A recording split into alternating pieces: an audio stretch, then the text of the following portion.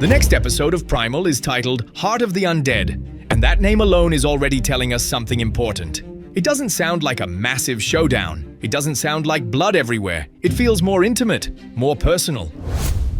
After the chaos of the last 2 episodes, everything suggests episode 7 will be much calmer, at least on the surface. We're coming off a brutal clash against those prehistoric boars, where literally everything could have gone wrong. But now, the setting shifts. First, there's Jabu's rescue. Yes, Jabu. The character so many people insisted was a girl while I kept saying he was a boy in my previous videos. And in the end, it turns out I was right. He was a boy all along. That completely shuts down the theory that the little girl we saw at the end of Season 2 could somehow be him. There's no way around it. That theory just doesn't hold up anymore. Picking up from there, the ending of Episode 6 makes one thing very clear. The threat of the prehistoric boars is over. The matriarch finally fell thanks to Fang. Mira and the others managed to rescue everyone who had been taken, including members of her own tribe. It was a decisive ending, violent but final. And now, the teaser shows us something different. We see Spear returning to Mira's village, the same one she left behind to save Jabu. That's interesting, because if you remember the beginning of the season, it looked like that entire civilization had been wiped out, completely destroyed. That's how many of us interpreted it. But apparently not. There were survivors. And more than that, they managed to rebuild what their enemies tore down. That detail changes everything. We're no longer talking about ruins. We're talking about a living community. People trying to move forward. And that's where the real conflict begins. Based on the episode's title, it's very likely the story will revolve around Spear, or more specifically, what's left of him. Because he's not the same anymore. He's undead, a body that walks, fights, protects, but no longer belongs among the living. From what little we see in the teaser, it seems to take place in the opening minutes of the episode, and the reception Spear gets almost mirrors Episode 1. His arrival isn't welcomed, quite the opposite. The villagers see an abomination, something unnatural, something that shouldn't exist. Even those who had never seen him before react instantly with fear the moment they come face to face with him. There's no hesitation. The human instinct is immediate: danger. What's most interesting is that Spear doesn't lash out. He doesn't lose control, because this isn't new to him. Ever since he came back to life, all he's received are looks of terror, rejection, distrust. But then the tension escalates. Some of the men in the village don't just stand there afraid. They see him as a direct threat, and instead of waiting, they act. They raise their spears, and one of them drives it straight into Spear. That's when everything shifts. Because now it's no longer just about fearful stares. What does Spear do when the very people he's trying to protect see him as the enemy?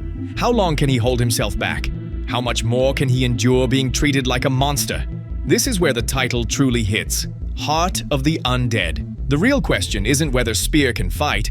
We already know he can. The real question is whether he can still feel. Whether inside that decaying body there's still something beating. Something that connects him to Mira, to Fang, to everything he once was. This episode doesn't seem focused on an external threat.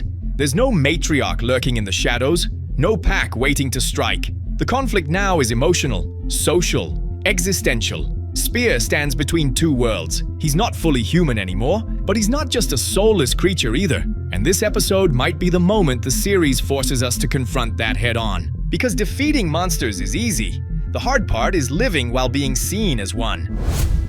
Spear doesn't ignore the attack. The second the spear pierces him, he reacts. He moves to defend himself. There's no over-the-top rage, no wild loss of control, just a raw, instinctive response to danger. And that's exactly where the teaser cuts off. If we break the scene down carefully, there are several key details. Just like in the previous trailer, there are strategic cuts everywhere. The editing tries to make it seem like Spear arrived at the village completely alone, but that wouldn't really make sense.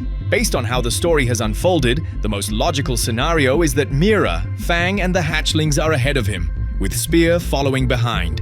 Ever since he came back to life, he hasn't led the way. He simply moves forward behind the others, almost as if he's still trying to figure out where he belongs. If that's the case, then Mira has to be there when the men raise their spears, and her reaction would have to be immediate. She knows Spear isn't a threat to her people, at least not intentionally. The natural instinct would be for her to step in, to warn them, to explain that he isn't there to attack.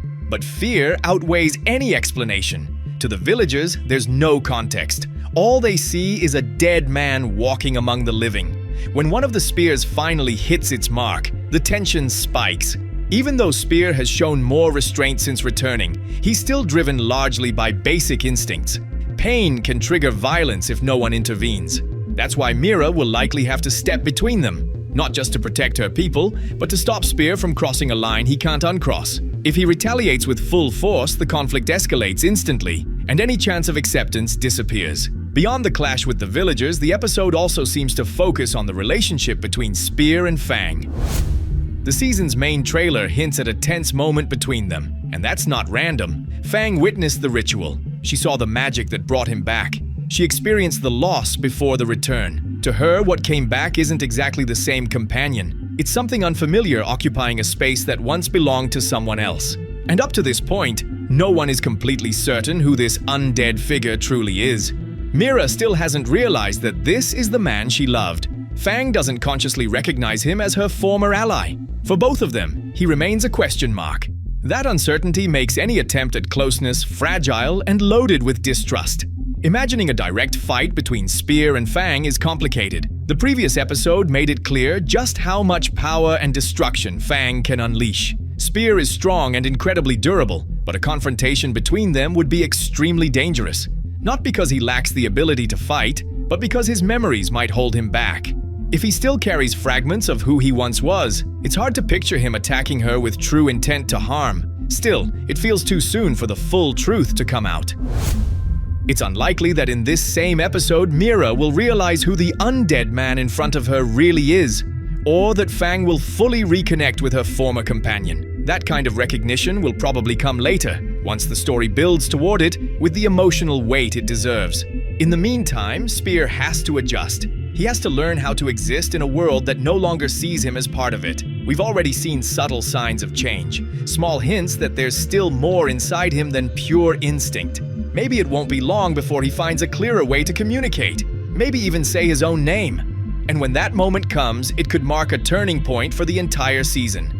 For now, everything points to this episode focusing on that tension. A man who isn't alive anymore trying to find his place among people who don't know how.